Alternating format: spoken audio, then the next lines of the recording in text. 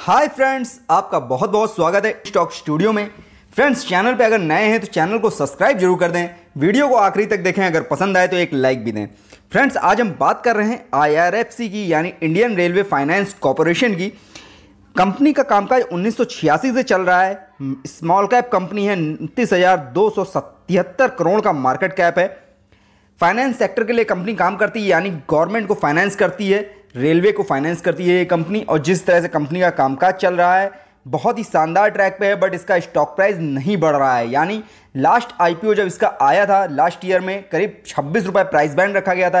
ये स्टॉक तब से अपने प्राइस बैंड से नीचे ही रन कर रहा है, यानी आपको लगातार ये 22 और 23 रुपये के बीच में ही ट्रेड करता हुआ दिख रहा है। पिछले करीब 15 दिन से अगर देखेंगे तो स्टॉक प्राइस ने 22 रुपये के लेवल को ब्रेक नहीं किया है, यानी 22 रुपये का लेवल पकड़ के रखा हुआ है।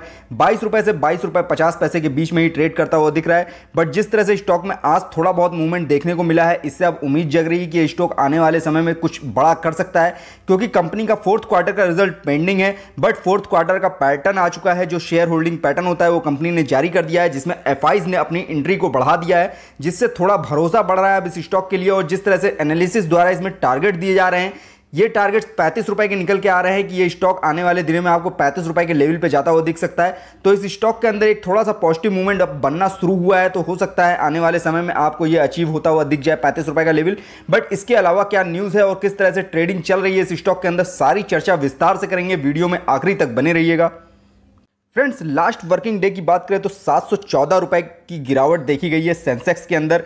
स्टॉक प्राइस अच्छे गिरे हैं कल के दिन में, यानी लास्ट वर्किंग डे में शेयर मार्केट में जिस तरह की बिकवाली का दौर देखा गया है, करीब 714 पॉइंट से ज़्यादा मार्केट गिरा। बट उसके बावजूद आपको IRFC में तेजी देखने को मिली है, करीब 35 पैसे इसका स्टॉक बढ़ा है। हालांकि पिछले कुछ दिनों के ट्रेडिंग सेशंस को अगर देखेंगे तो लगातार गिरावट देखने को मिल रही थी। स्टॉक प्राइस में 10 पैसे 20 पैसे की हमेशा गिरावट रहती थी, बट लास्ट के वर्किंग डे में कंपनी के स्टॉक ने करीब 35% की बढ़त बनाई है, जो एक बहुत ही शानदार दिखा रहा है इसके कामकाज को, क्योंकि जिस तरह से इसका नया पैटर्न जारी हुआ है और FIs ने अपनी एंट्री को बढ़ाया है, इसके अंदर 0.2% की होल्डिंग को बढ़ाया गया है FIs के द्वारा। वो एक भरोसा दिखा रहा है इस स्टॉक के अंदर, क्योंकि FIs ने इस स्टॉक में भरोसा दिखाया, तो इसका मतलब है कि इस स्टॉक का फ्यूचर अब थोड़ा सा संवरने वाला है।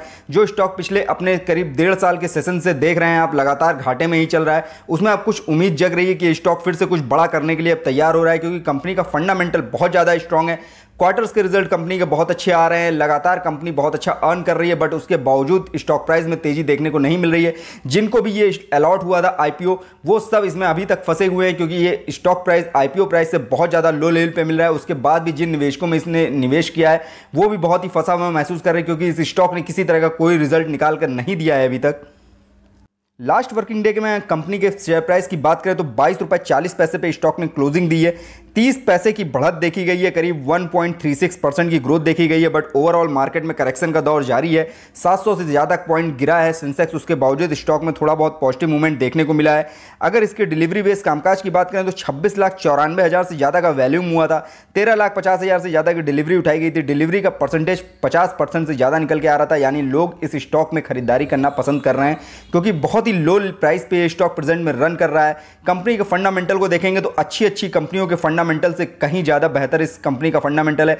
जिस तरह से कंपनी अभी स्टॉक प्राइस का रन कर रहा है, बहुत ज़्यादा लो लेवल पे स्टॉक मिल रहा है। इसमें अगर लॉन्ग टर्म का नजरिया लेकर निवेश करना चाहते हैं, कम से कम 2 साल का निवेश का नजरिया रखेंगे, तो ये आपको मल्टी बैगर रिटर्न देता हुआ ये स्टॉक दिखेगा, क्योंकि फंडामेंटल इस कंपनी का जितना ज़्यादा स्ट्रॉन्ग है उसके हिसाब से ये स्टॉक प्राइस बहुत ज़्यादा लो लेवल पे मिल रहा है और इसका फ्यूचर बहुत ज़्यादा शानदार है। ये स्टॉक 5 साल के अंदर आपको 100 रुपीज़ के ऊपर जाता हुआ दिखेगा, इस दौरान ये स्टॉक आपको बहुत ही बेहतरीन रिजल्ट भी देता हुआ दिख रहा है। कंपनी के फाइनेंशियल ट्रेंड के स्कोर की बात करें तो स्कोर में जबरदस्त तेजी दिखाई गई है। 15 अंक से स्कोर इस समय बढ़ के करीब 19 अंक पे पहुंच गया है। लास्ट क्वार्टर में जिस तरह से फाइनेंशियल ट्रेंड सुधरा है कंपनी का, जिस तरह से 15 अंक से बढ़ के 19 अंक हो गया है, ये दिखा रहा है कि कंपनी का कामकाज बहुत अच्छे से चल रहा है और कंपनी बहुत तेजी से ग्रो कर रही है। जिस हिसाब से कंपनी ग्रो कर रही है, इसका स्टॉक प्राइस नहीं बढ़ रहा है, वो स्टॉक प्राइस भी आने वाले दिनों में आपको बहुत तेजी से बढ़ता हुआ दिख सकता है। कम्युनिटी सेंटीमेंट की बात करें तो 84% इस समय बाई की कॉल है, 4% सेल की कॉल है, 12% होल्ड की कॉल है, यानी ओवरऑल 84% मार्केट इसमें खरीदारी करने की सलाह दे रहा है। एनालिसिस द्वारा इसमें जो टारगेट्स 35 रुपए के दिए गए हैं वो भी आपको बहुत जल्द अचीव होते हुए दिख सकते हैं। फोर्थ क्वार्टर का रिजल्ट पेंडिंग है, होप सो नेक्स्ट मंथ के फर्स्ट वीक में आपको फोर्थ क्वार्टर का रिजल्ट आता हुआ दिख सकता है। इस क्वार्टर में कंपनी डिविडेंड भी ऑफर करती हुई दिख सकती है, क्योंकि लास्ट क्वार्टर में कंपनी ने जो रिजल्ट पेश किया था उसमें डिविडेंड ऑफर नहीं किया था, उस डिविडेंड को पेंडिंग कर दिया था और आपको फोर्थ क्वार्टर में डिविडेंड कंपनी प्रोवाइड करती हुई दिख सकती है। उम्मीद की जा रही है डिविडेंड करीब करीब 1 से 1.5 रुपए के ऊपर का हो सकता है, क्योंकि जो लास्ट डिविडेंड कंपनी ने दिया है वो 0.77 पैसे का दिया है और कंपनी का जिस हिसाब से अर्निंग बढ़ी है, ग्रोथ बढ़ी है, बहुत ही शानदार तरीके से कंपनी ग्रोथ कर रही है और जिस हिसाब से कंपनी क्वार्टर्स में और ईयर ऑन ईयर बेस पे अर्न कर रही है, उसके हिसाब से जो इसका डिविडेंड आने वाला है वो बहुत ज़्यादा अट्रैक्टिव हो सकता है, आपको इस क्वार्टर में देखने को मिल सकता है। कंपनी ने अपने फोर्थ क्वार्टर के पैटर्न को जारी कर दिया है, शेयर होल्डिंग पैटर्न जारी कर दिया गया है। इसमें फोर्थ क्वार्टर में आपको प्रमोटर्स की होल्डिंग सेम दिख रही है, हालांकि प्रमोटर्स की होल्डिंग 86% की बनी हुई है। प्रमोटर्स की होल्डिंग जिस तरह से 86% बनी हुई है, आने वाले समय में ये होल्डिंग्स को कम करना है। 3 साल का समय दिया जाता है होल्डिंग्स को कम करने के लिए, 1.5 साल का समय करीब बीतने वाला है, 1.5 साल का समय बाकी है। प्रमोटर्स की होल्डिंग 75% से ज़्यादा नहीं हो सकती है, तो आने वाले दिनों में ये आपको होल्डिंग्स को कम करते हुए दिख सकते हैं और अपना OFS लाते हुए दिख सकते हैं।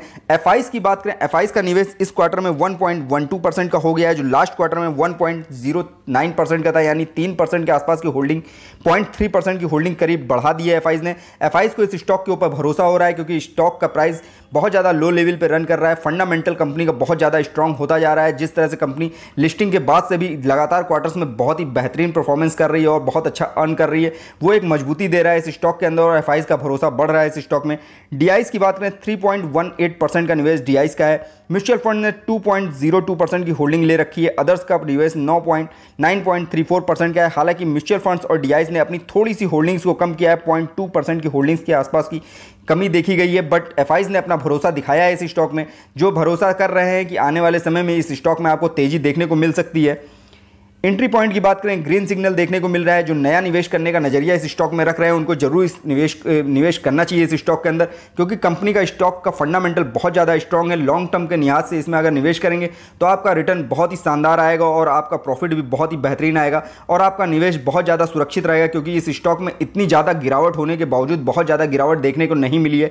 स्टॉक प्राइस लगातार 24 रुपये के आसपास ही रन कर रहा था और इतनी ज़्यादा करेक्शन होने के बावजूद बहुत ज़्यादा नहीं गिरा है ये स्टॉक और अभी भी करीब 22 रुपये 40 रुपये से रन करता हुआ दिख रहा है।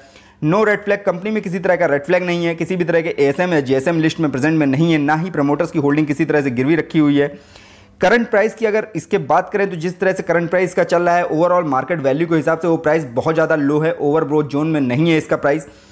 अगर FD से रिटर्न को कंपेयर करेंगे तो आपको ग्रीन सिग्नल देखने को मिल रहा है, बट इस स्टॉक ने अभी तक FD इतना रिटर्न भी नहीं दिया है।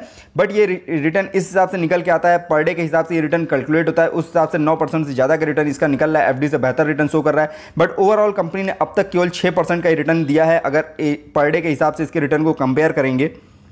कंपनी के फाइनेंशियल ट्रेंड की बात करें, कंपनी लगातार बहुत अच्छा अर्न कर रही है। कंपनी ने 2018 में 2000 करोड़ से ज़्यादा का प्रॉफिट कमाया था, 2019 में 2000 करोड़ से ज़्यादा का प्रॉफिट था, 2020 में 3000 करोड़ से ज़्यादा का प्रॉफिट था, 2021 में 4000 करोड़ से ज़्यादा का प्रॉफिट था। ये प्रॉफिट लगातार बढ़ रहा है और 2022 का जो रिजल्ट आने वाला है, नेक्स्ट मंथ आपको रिजल्ट देखने को मिल सकता है, उसमें ये स्कोर करीब 5000 को क्रॉस करता हुआ दिख सकता है, 5000 करोड़ को, और आने वाला जो डिविडेंड होता है वो भी बहुत ज़्यादा अट्रैक्टिव देखने को आपको मिल सकता है। तो सलाह रहेगी कि अगर आप उसको इसमें लॉन्ग टर्म के लिए होल्ड करना चाहते हैं तो लॉन्ग टर्म के लिहाज से इसमें कम से कम 2 से 3 साल का नजरिया लेके जरूर निवेश करिए, क्योंकि बहुत ही अच्छी कंपनी है, फंडामेंटली बहुत ज़्यादा स्ट्रांग कंपनी है। उसके हिसाब से ये स्टॉक प्राइस अभी कौड़ियों के भाव में मिल रहा है। इसका शेयर प्राइस आने वाले दिनों में आपको 100 रुपीज़ क्रॉस करता हुआ दिख सकता है, तो आपको इसमें निवेश करके जरूर रखना चाहिए। अगर आप रिस्क नहीं लेना चाहते हैं और एक अच्छा रिटर्न चाहते हैं लॉन्ग टर्म में, तो इस स्टॉक को जरूर अपने पोर्टफोलियो में आप शामिल करिए।